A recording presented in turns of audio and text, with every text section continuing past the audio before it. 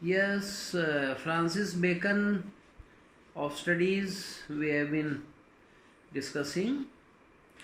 तो part third के जो स्टूडेंट्स हैं वो ये इंग्लिश लिटरेचर का ऑफ स्टडीज़ चल रहा है और 33 पेज पर रीडिंग से देखें, इस लाइन से, reading maketh a man full man. तो रीडिंग का मतलब पढ़ने से एक व्यक्ति कंप्लीट फुल होता है, यानी पूर्ण होता है। मेकेथ का मतलब है मेक्स, तो ओल्ड इंग्लिश है। Reading makes a complete man, this is the meaning. Conference A ready man, और अगर वो कॉन्फ्रेंस करता है यानी आपस में बातचीत करता है तो वो तत्पर होता है।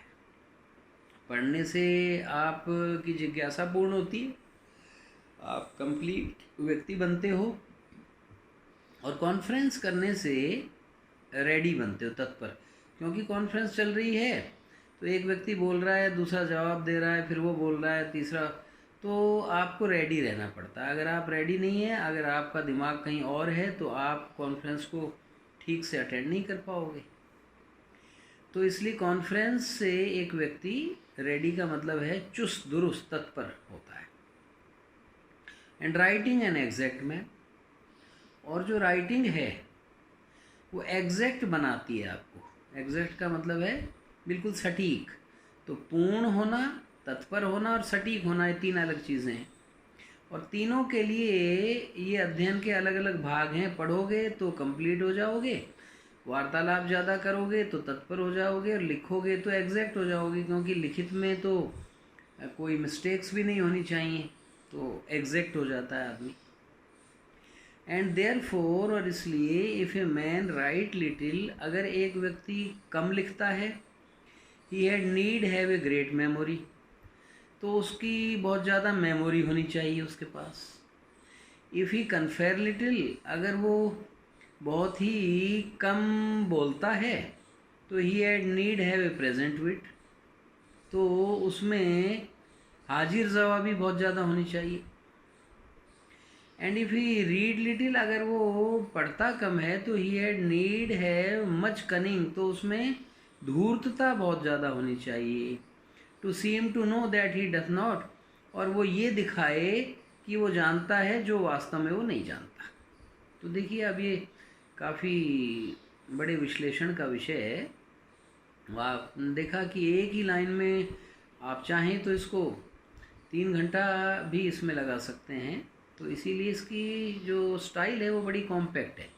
तो इसके डिक्शन पर भी क्वेश्चन आ सकता है एग्ज़ाम में, तो write a note on the diction of Francis bacon.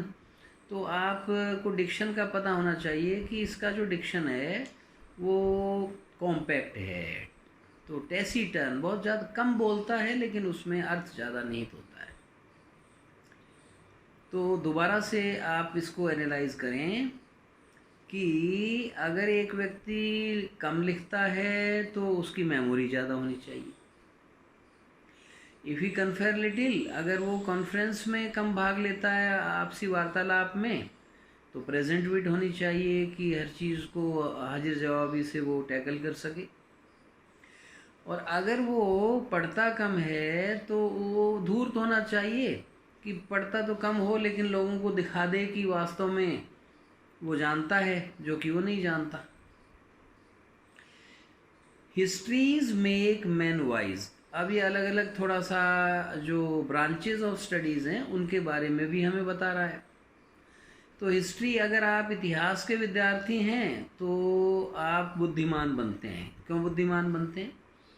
क्योंकि हिस्ट्री पास्ट के बारे में बताती है, और पास्ट में राजाओं ने, योद्धाओं ने, अथवा किसी देश ने, जनता ने क्या कार्य किया, क्या नहीं किया, तो वो आपको पता चलता है। और अच्छा किया कि गलत किया, उससे आप सबक लेते हो, सबक लेने से आप बुद्धिमान होते हो। पोएट्स विटी, और अगर आप पोएट्री पढ़ेंगे तो आप विटी हो जाएंगे। तो ये अलग अलग है, वाइज अलग होता है, विटी अलग होता है, कनिंग अलग होता है, ब्रिलियंट अलग होता है, तो इनमें थोड़ा थोड़ा अंतर है। तो कविताएं पढ़ने से आप क्या है, कल्पनाशील होते हो, बुद्धिमान तो होते हो लेकिन काल्पनिक रूप से। तब मैथमेटिक्स सबटाइल, और अगर आप गणित पढ़ते हो तो आप प्रिसाइज हो जाते हो। सबटाइल हेयर मीन्स प्रिसाइज, बिल्कुल सटीक। 2 दूनी शायद 4 नहीं होते, 2 दूनी 4 ही होते हैं, तो वो सटीक मामला है। मैथमेटिक्स में संभवतया और शायद ये चीज़ें नहीं चलती। तो mathematics is a subject which makes you precise. तो जो आंसर है किसी भी चीज़ का वो बिल्कुल एक ही है, वो 2 नहीं है। 4 में से 2 आप सब्ट्रैक्ट करेंगे तो 2 ही बचेगा, 3 नहीं बच सकते। नेचुरल फिलॉसफी डीप, अगर आप नेचुरल फिलॉसफी का मतलब है एक जो स्वाभाविक दर्शन शास्त्र का अध्ययन करेंगे तो आप डीप का मतलब बड़े गहरे होंगे, गहराई से आपको नॉलेज मिलेगी। मोरल ग्रेव, अगर आप मोरल पढ़ेंगे जो नैतिकता की बातें, तो ग्रेव बुद्धिमान होंगे।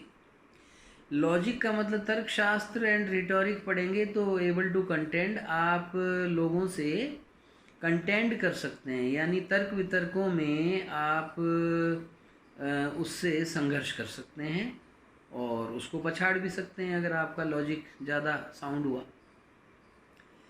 एब्यूएंट स्टडिया इन मोर्स, तो ये इटैलिक्स में दे रखा है, ये इसका अर्थ भी दे रखा है, तो ये लैटिन में है। Studies pass into the character, इसका अर्थ है कि जो अध्ययन है वो एक व्यक्ति के चरित्र में प्रवेश कर जाता है, जैसा आप पढ़ेंगे वैसे आप हो जाओगे। ने देर इज़ नो स्टॉन्ड और इम्पेडिमेंट इन द विट, नहीं, ऐसा भी नहीं है। देर इज़ नो स्टॉन्ड, स्टॉन्ड का मतलब यहाँ है कोई अवरोध, स्टैंड, और इम्पेडिमेंट बाधा। इन द विट, बुद्धिमानी में कोई बाधा नहीं है, but may be wrought out by fit studies, लेकिन उपयुक्त पढ़ाई से उपयुक्त रिजल्ट हासिल किए जा सकते हैं। Like as diseases of the body may have appropriate exercises, जैसे कि जो शरीर के रोग हैं उनकी अलग अलग एक्सरसाइज है। Bowling is good for the stone and reigns, अगर आपको स्टोन यानी कोई पथरी का या रीन्स किडनी संबंधी रोग है तो आपको बाउलिंग करनी चाहिए, जैसे क्रिकेट में बॉलिंग होती है या बॉल थ्रो होता है। आपके कई पुलिस और फौज में बॉल थ्रो के भी कंपटीशन होते हैं। तो अगर आप बॉलिंग करोगे तो आपकी किडनीज मजबूत होंगी। शूटिंग फॉर द लंग्स, और अगर आप शूटिंग करोगे, आजकल आर्चरी वगैरह शूटिंग ओलंपिक्स में भी हैं, एशियाड में कई उसमें हैं, तो ये आपके लंग्स को इम्प्रूव करता है। शूटिंग करने से फेफड़े जो है मजबूत होते हैं, ब्रेस्ट और जो आपका वक्ष स्थल है, सीना, उसके लिए ये एक अच्छा व्यायाम है। Gentle walking for the stomach, अगर पेट के लिए आप जेंटल वॉक करते हो, घूमना फिरना, तो वो पेट के लिए अच्छा है। राइडिंग फॉर द हेड, अगर आप घुड़सवारी करते हैं तो आपका मस्तिष्क बिल्कुल सही स्थिति में रहता है। तो ये अलग अलग बीमारियों के इलाज हैं एंड द लाइक, और इसी तरह अलग बीमारियों के इलाज भी पढ़ाई संबंधी। तो अगर आप आगे ये बताएगा, so if a man's wit be wandering, अगर एक व्यक्ति की बुद्धि घूमती रहती है हमेशा, let him study the mathematics, तो उसको मैथ्स पढ़ना चाहिए। फॉर इन डिमॉन्स्ट्रेशंस, क्योंकि डिमॉन्स्ट्रेशंस में if his wit be called away never so little he must begin again, क्योंकि मैथ्स ऐसा सब्जेक्ट है कि अगर दिमाग थोड़ा भी इधर उधर चला गया तो वापस ही लाना पड़ेगा, नहीं तो वो आप मैथ्स की कोई भी इक्वेशन वगैरह वो नहीं कर सकते। If his wit be not apt to distinguish, अगर एक मनुष्य की जो दिमाग है, उसका मस्तिष्क है, बुद्धि है, एप्ट का मतलब सूटेबल नहीं है, एप्ट का मतलब है सूटेबल, तो डिस्टिंग्विश अगर नहीं कर सकते आप, डिस्टिंग्विश का मतलब भेद करना और फाइंड डिफरेंस या अंतर करना, तो late him study the school man, school man का यहाँ पर मतलब आप लिखिए फिलोसोफर्स। तो पहले फिलोसफी को फिलोसोफर्स को स्कूलमैन बोला जाता था। तो अगर आप चीज़ों को डिफ्रेंशिएट नहीं कर सकते तो आपको दर्शन का अध्ययन करना चाहिए, फिलोसफी का।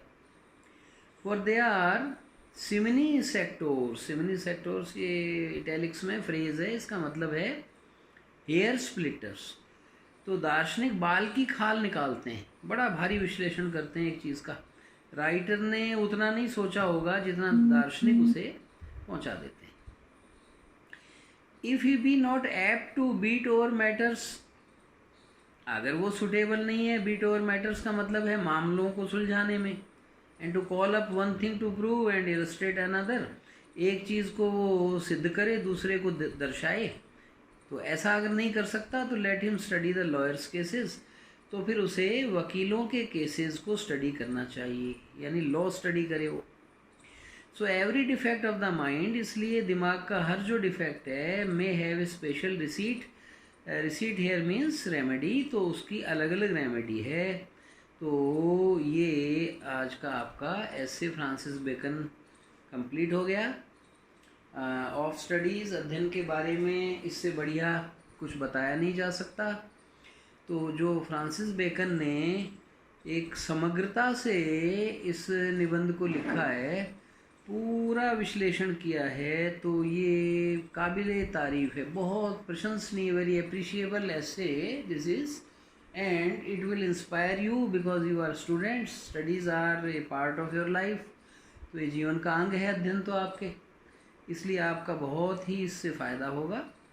तो आज का होम असाइनमेंट यही है कि आप स्टडी करें, इन चीज़ों को जीवन में उतारें, इससे बड़ा कोई असाइनमेंट नहीं हो सकता। तो ये आपका कंप्लीट हुआ। और अब होम असाइनमेंट में जब भी हम आशा करते हैं कि मिलेंगे, तो इसके बारे में मैं बीए पार्ट 3 के स्टूडेंट से पूछूंगा लिटरेचर के कि भाई आपने इसे जीवन में उतारने के लिए क्या किया। तो ये पूरा हो गया। नेक्स्ट टाइम हम फिर कोई नेक्स्ट वो लेंगे। तो थैंक यू, दैट्स ऑल।